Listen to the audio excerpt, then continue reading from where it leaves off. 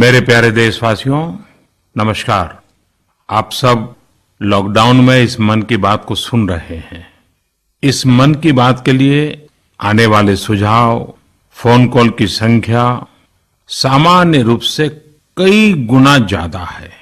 कई सारे विषयों को अपने अंदर समेट आपकी यह मन की बातें मेरे तक पहुंची हैं।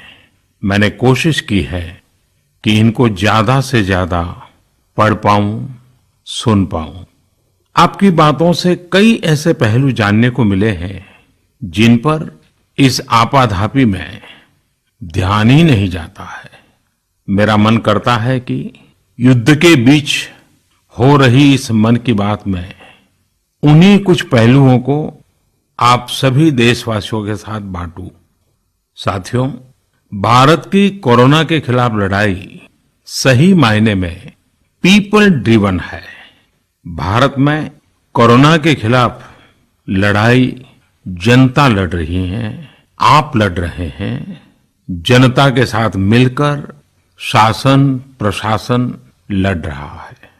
भारत जैसा विशाल देश जो विकास के लिए प्रयत्नशील है, गरीबी से निर्णायक लड़ाई लड़ रहा है।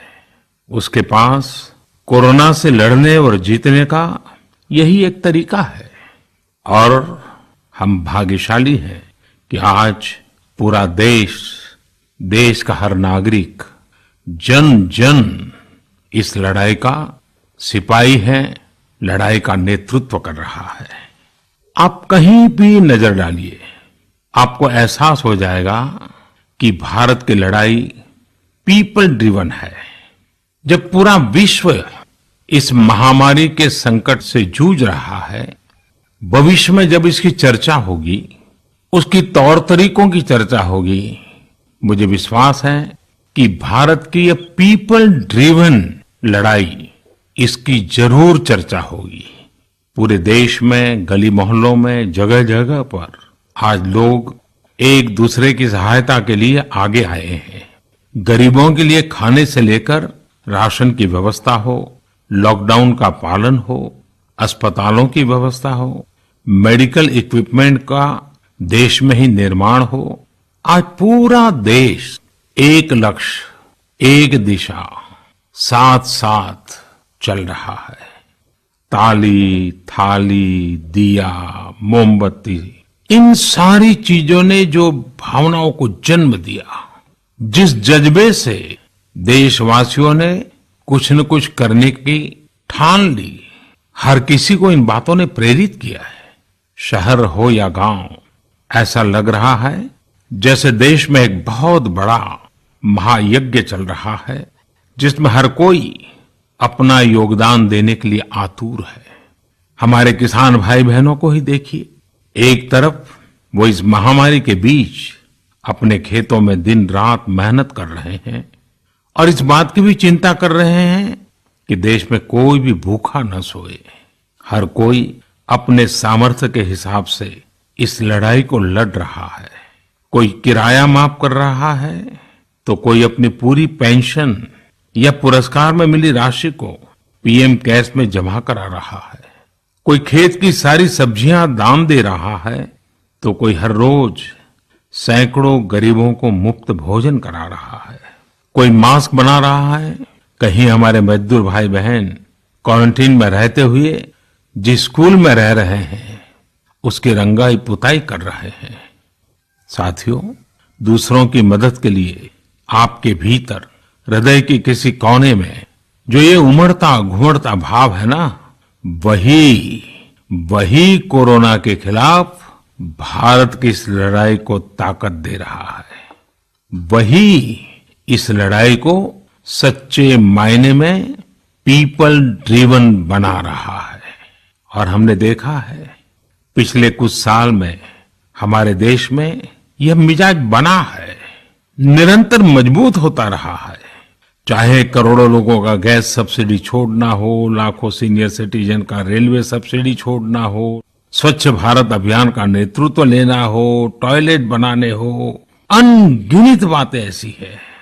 इन सारी बातों से पता चलता है हम सबको एक मन, एक मजबूत धागे से पिरो दिया है, एक होकर देश के लिए कुछ करने की प्रेरणा दी है। मेरे प्यारे देशवासियों, मैं पूरी नम्रता पूर्वक, बहुत ही आदर के साथ आज 130 करोड़ देशवासियों की इस भावना को सर झुका करके नमन करता हूं। आप अपनी भावना के अनुरूप देश के लिए अपनी रुचि के हिसाब से, अपने समय के अनुसार कुछ कर सके, इसके लिए सरकार ने एक डिजिटल प्लेटफॉर्म भी तैयार किया है। ये प्लेटफॉर्म है covidwarriors.gov.in। मैं दोबारा बोलता हूं, covidwarriors.gov.in।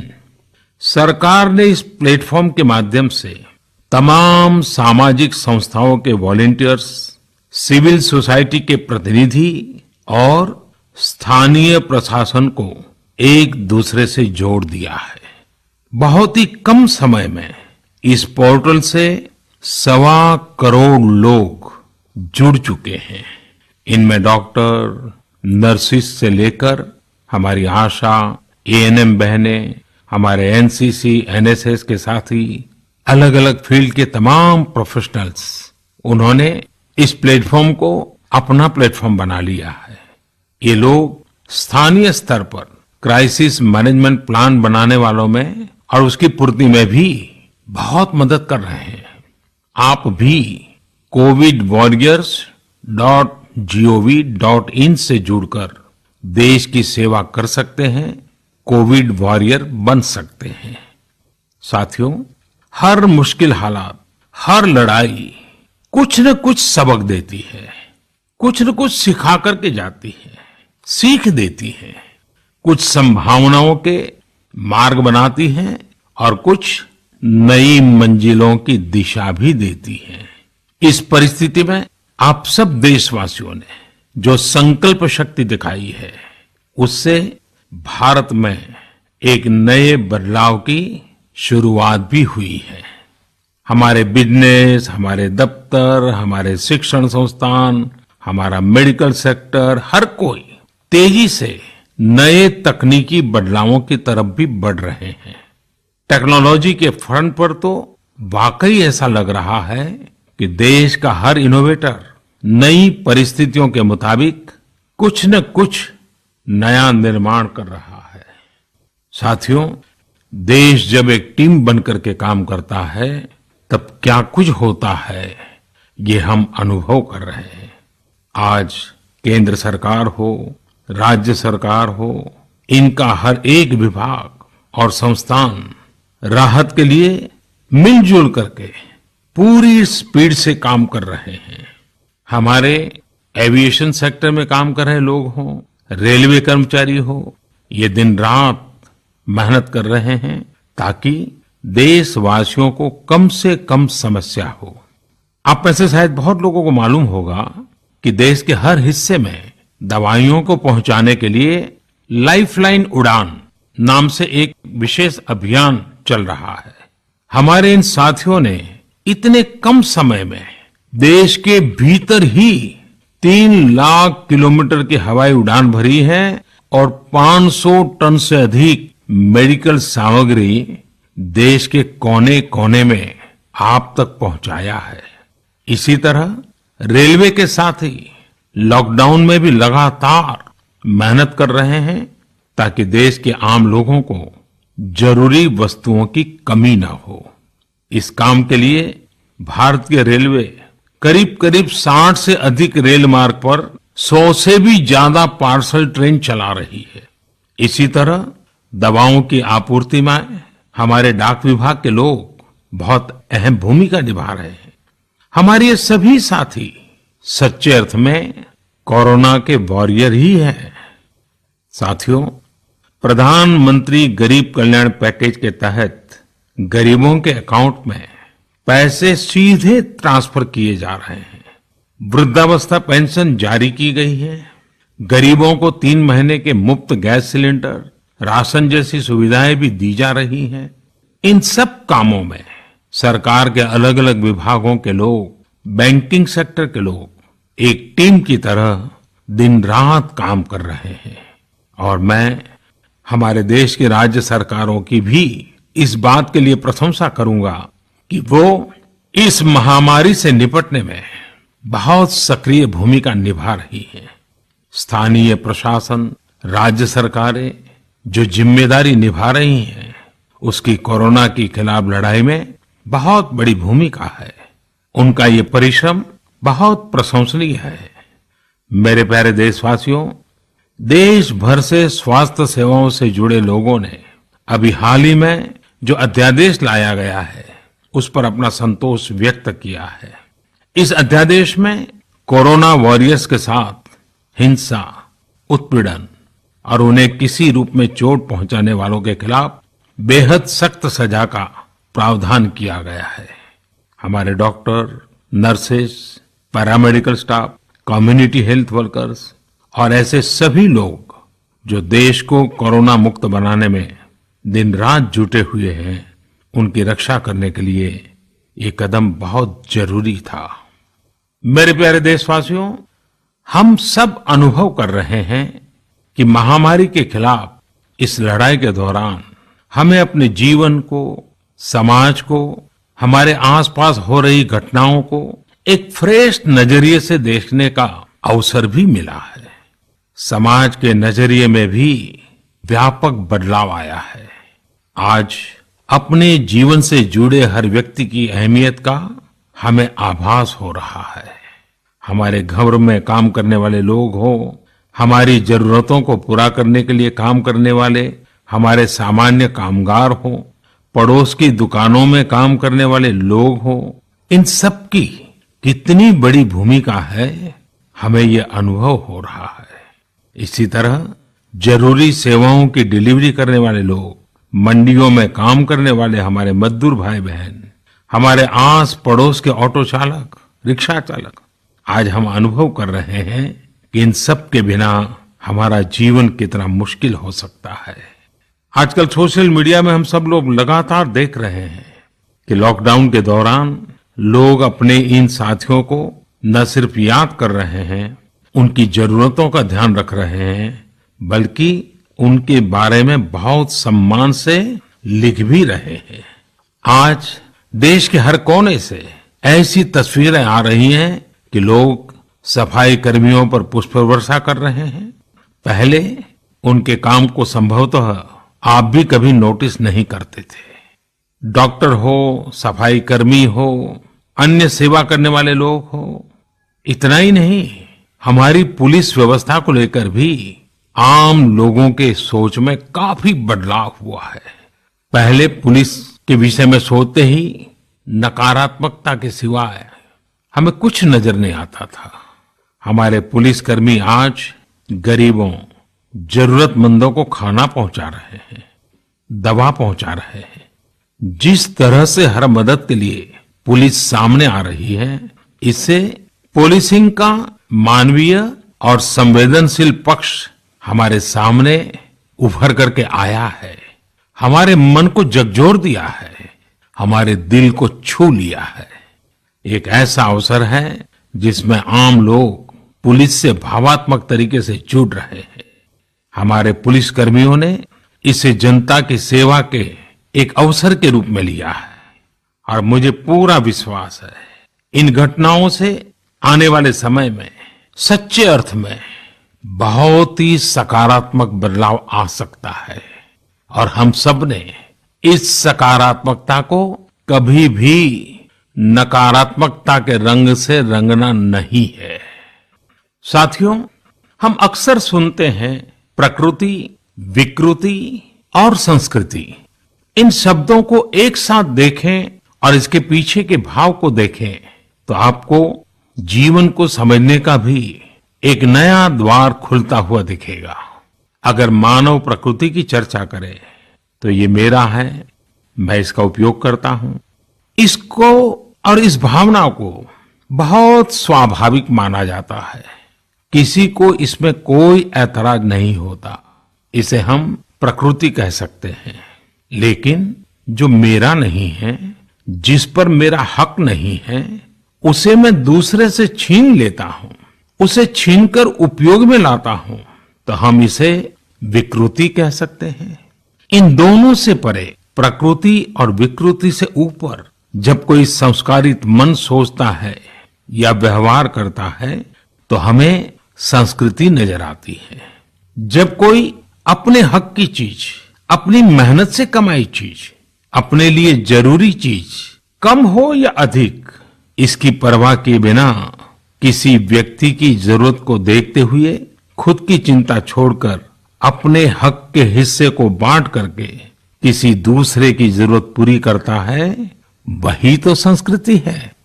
साथियों, जब कसौटी का काल होता है तब इन गुणों का परीक्षण होता है।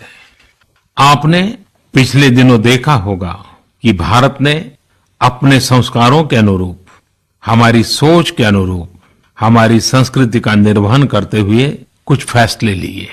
संकट की इस घड़ी में दुनिया के लिए भी, समृद्ध देशों के लिए भी दवाइयों का संकट बहुत ज्यादा रहा है। एक ऐसा समय है कि अगर भारत दुनिया को दवाइयां न भी दे तो कोई भारत को दोषी नहीं मानता। हर देश समझ रहा है कि भारत के लिए भी उसकी प्राथमिकता अपने नागरिकों का जीवन बचाना है।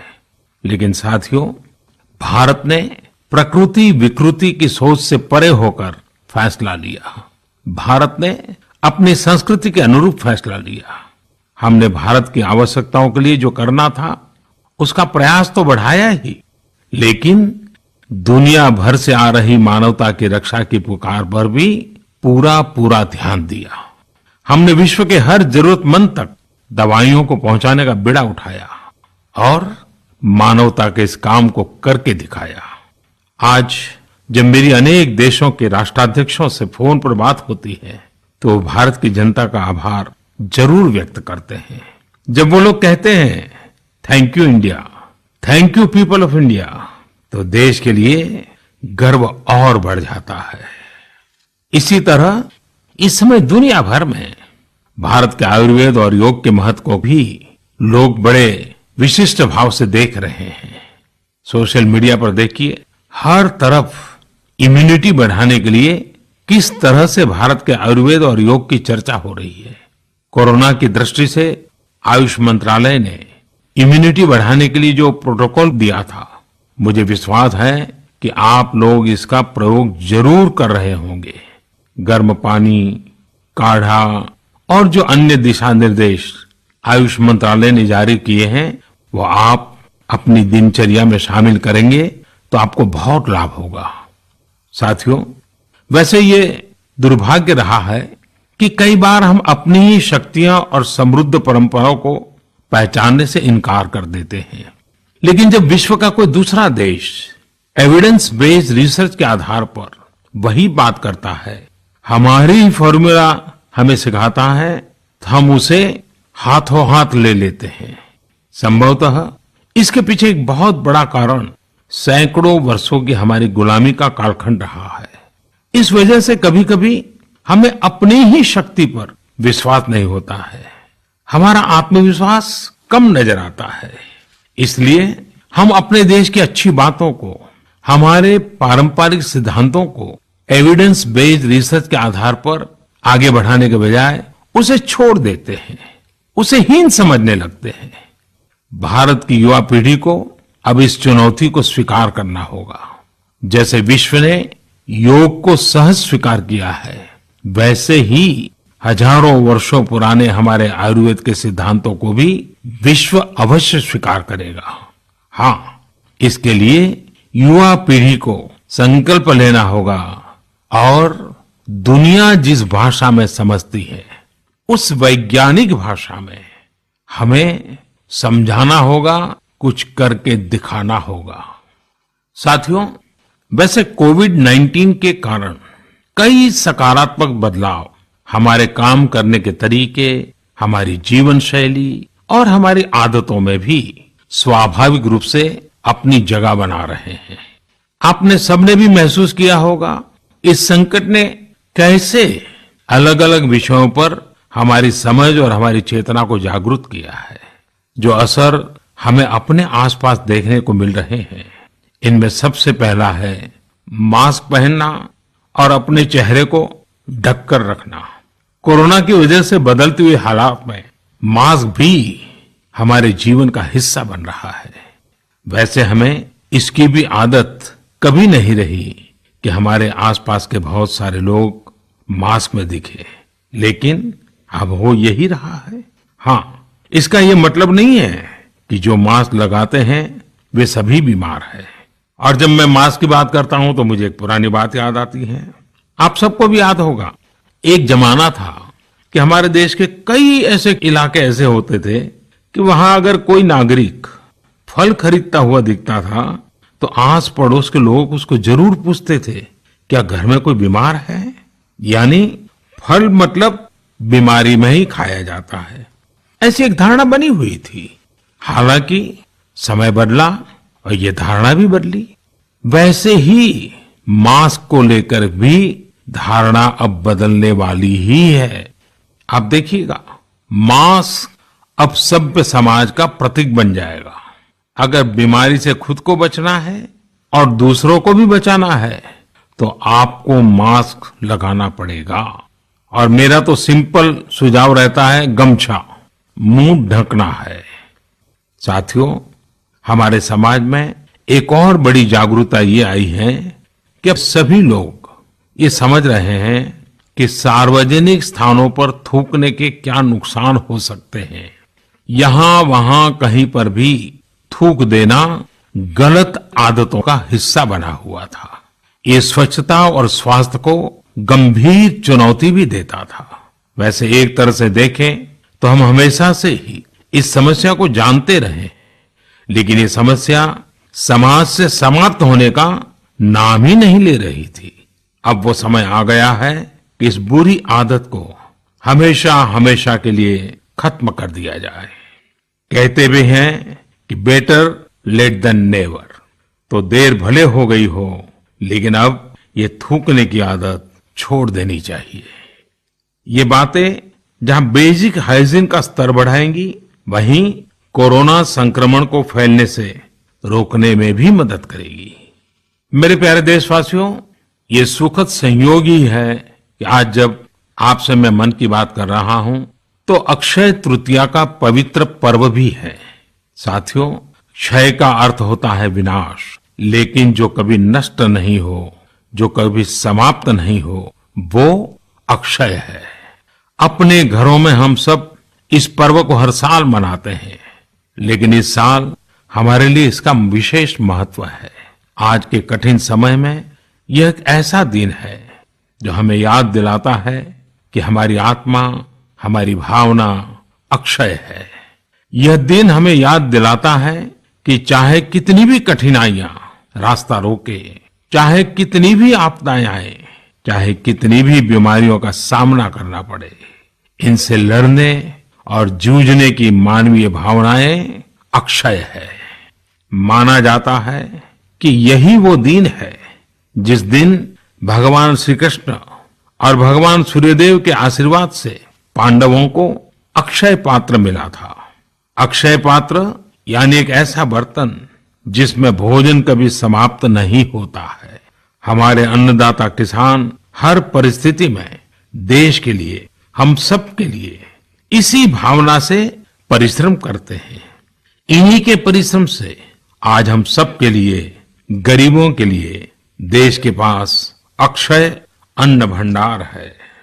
इस अक्षय तृतीया पर हमें अपने पर्यावरण, जंगल, नदियां और पूरे इकोसिस्टम के संरक्षण के बारे में भी सोचना चाहिए, जो हमारे जीवन में महत्वपूर्ण भूमिका निभाते हैं। अगर हम अक्षय रहना चाहते हैं तो हमें पहले यह सुनिश्चित करना होगा कि हमारी धरती अक्षय रहे। क्या आप जानते हैं कि अक्षय तृतीया का यह पर्व दान की शक्ति यानी पावर ऑफ गिविंग का भी एक अवसर होता है। हम हृदय की भावना से जो कुछ भी देते हैं, वास्तव में महत्व उसी का होता है। यह बात महत्वपूर्ण नहीं है कि हम क्या देते हैं और कितना देते हैं। संकट के इस दौर में हमारा छोटा सा प्रयास हमारे आसपास के बहुत से लोगों के लिए बहुत बड़ा संबल बन सकता है। साथियों, जैन परंपरा में भी यह बहुत पवित्र दिन है, क्योंकि पहले तीर्थंकर भगवान ऋषभदेव के जीवन का यह एक महत्वपूर्ण दिन रहा है। ऐसे में जैन समाज इसे एक पर्व के रूप में मनाता है और इसलिए ये समझना आसान है कि क्यों इस दिन को लोग किसी भी शुभ कार्य को प्रारंभ करना पसंद करते हैं। चूंकि आज कुछ नया शुरू करने का दिन है, तो ऐसे में क्या हम सब मिलकर अपने प्रयासों से अपनी धरती को अक्षय और अविनाशी बनाने का संकल्प ले सकते हैं। साथियों, आज भगवान बसवेश्वर जी की भी जयंती है।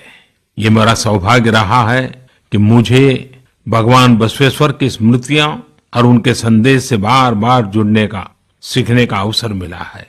देश और दुनिया में भगवान बसवेश्वर के सभी अनुयायियों को उनकी जयंती पर बहुत बहुत शुभकामनाएं। साथियों, रमजान का भी पवित्र महीना शुरू हो चुका है। जब पिछली बार रमजान मनाया गया था तो किसी ने सोचा भी नहीं था कि इस बार रमजान में इतनी बड़ी मुसीबतों का भी सामना करना पड़ेगा। लेकिन अब जब पूरे विश्व में ये मुसीबत आ ही गई है, तो हमारे सामने अवसर है इस रमजान को संयम, सद्भावना, संवेदनशीलता और सेवा भाव का प्रतीक बनाएं। इस बार हम पहले से ज्यादा इबादत करें ताकि ईद आने से पहले दुनिया कोरोना से मुक्त हो जाए और हम पहले की तरह उमंग और उत्साह के साथ ईद मनाएं।